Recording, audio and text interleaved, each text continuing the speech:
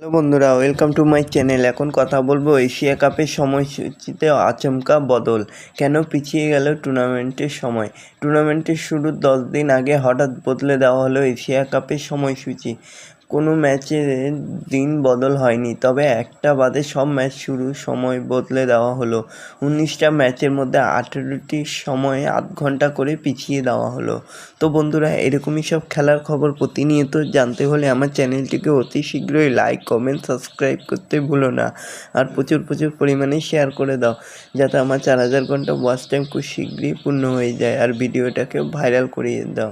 9 September থেকে 28 September পর্যন্ত চলবে এশিয়া কাপ। সংযুক্ত আরব আমিরাতে মূলত 2টি ভেন্যুতে এই ম্যাচগুলি খেলা হবে, যার মধ্যে 11টি ম্যাচ হবে আবুধাবিতে আর বাকি 8টি ম্যাচ হবে দুবাইয়ে। তার মধ্যে ফাইনালও আছে। প্রাথমিকভাবে ঠিক হয়েছিল এই ম্যাচগুলো স্থানীয় সময়